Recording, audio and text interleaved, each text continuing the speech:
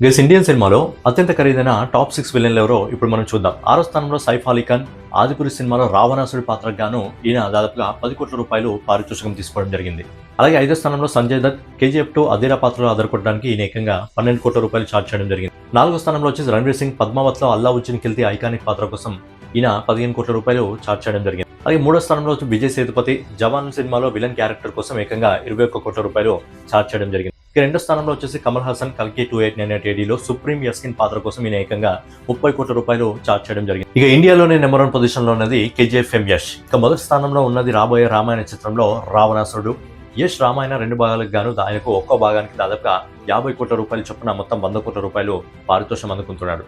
అంతేకాకుండా ఈ సినిమాకి రామాయణ సినిమాకి కో ప్రొడ్యూసర్ గా కూడా వ్యవహరిస్తున్నారు కాబట్టి దీంతో లాభాల్లో వాటాల్లో కూడా ఆయన సంపాదన 200 నుంచి 300 కోట్ల వరకు ఉండే అవకాశం ఉంది.